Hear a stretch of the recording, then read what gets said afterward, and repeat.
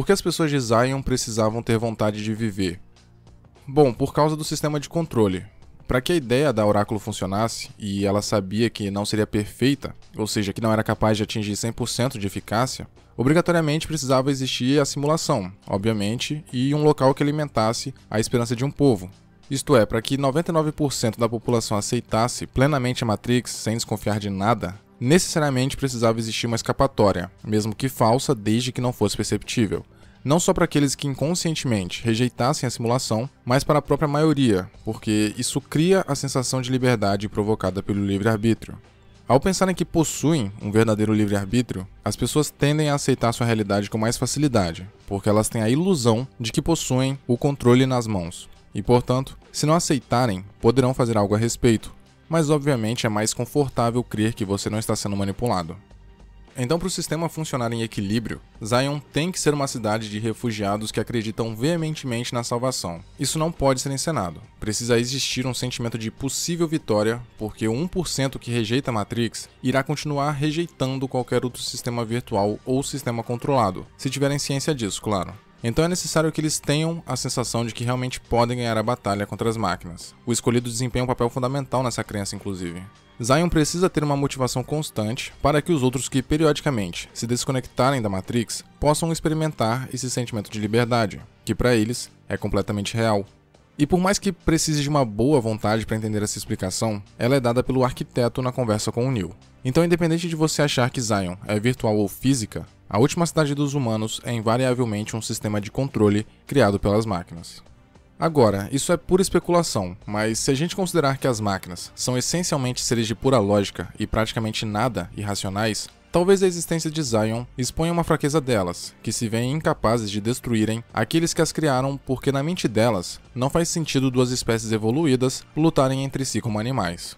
Como seres completamente racionais, as máquinas estão constantemente buscando uma forma de coexistência através dos ciclos da Matrix. Pode-se chegar a essa conclusão porque, se as máquinas quisessem acabar com todos os humanos, elas já teriam feito isso. Mas como seres de propósito, a sua natureza não as permite desistir de viver pacificamente com os humanos. Pensando assim, a solução da Oráculo é paliativa, porque elas são binárias, é 0 ou 1, é 100% ou nada.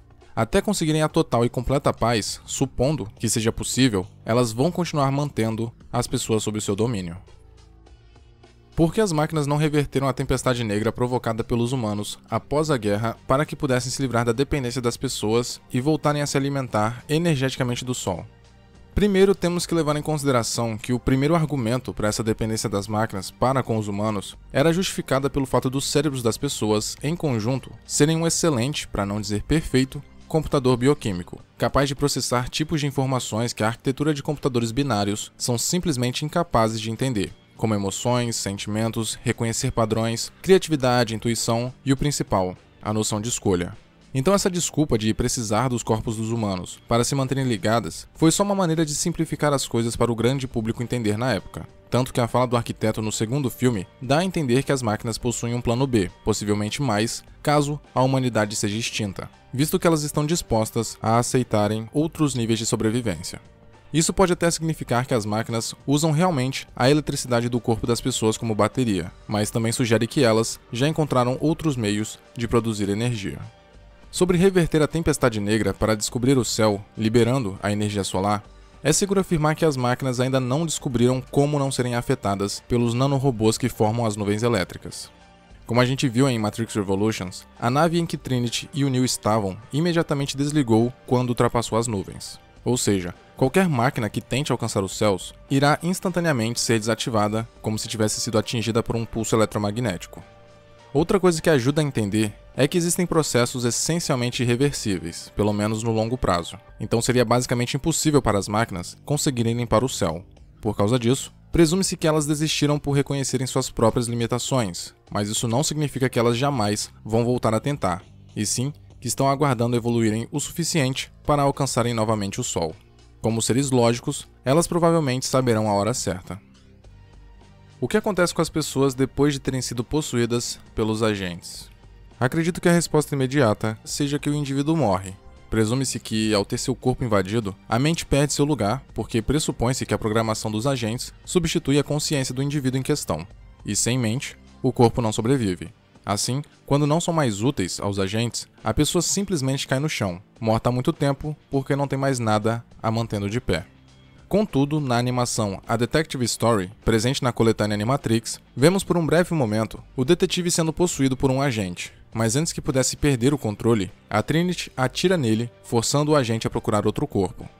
Portanto, é provável que a pessoa invadida fique simplesmente inconsciente no próprio corpo até o agente terminar seu propósito.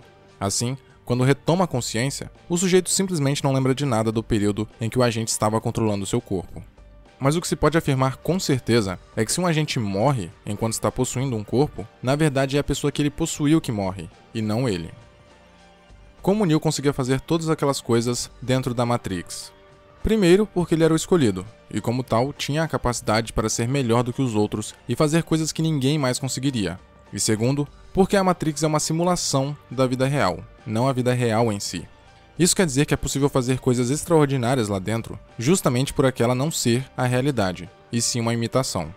É claro que a Matrix ainda segue algumas leis da física, e por isso existem limitações, mas tendo a consciência de que essas características são simuladas e não provêm da natureza, um indivíduo pode burlá-las se acreditar que pode, e claro, se tiver um bom operador e drivers que o auxiliem a alcançar o seu potencial.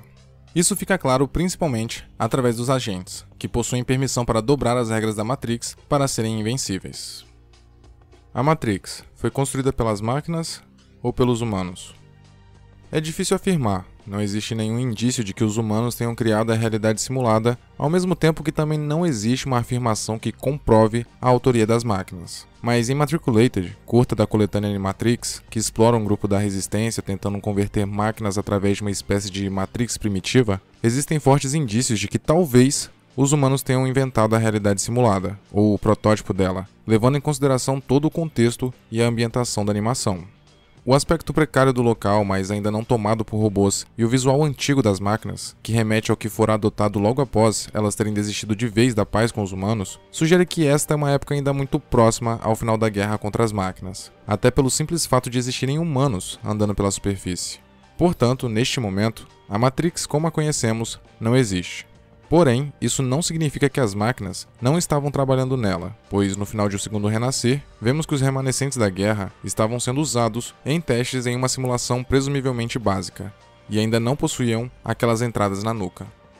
Ter pessoas literalmente vivendo na superfície indica que Zion ainda não existia por não ser necessária ainda como sistema de controle.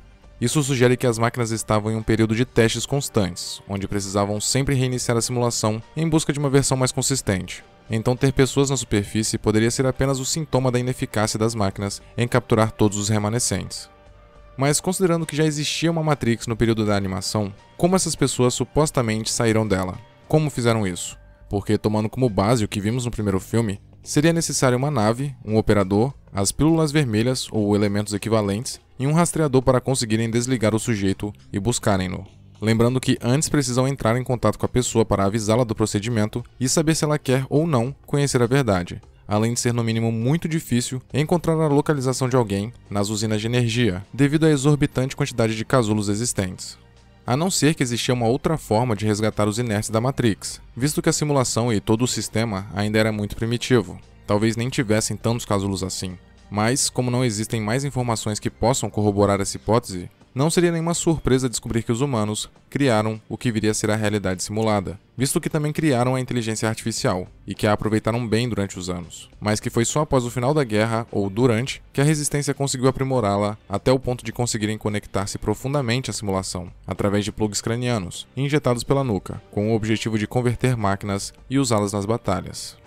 Portanto, as entradas, que existem atrás das cabeças das pessoas em Matriculated, não seria uma prova substancial de que a Matrix foi criada pelas máquinas, mas apenas o resultado da tecnologia usada pelas pessoas como estratégia de combate, que mais tarde foi descoberta pelas próprias máquinas e reutilizada e aperfeiçoada nos séculos seguintes para criar a verdadeira Matrix.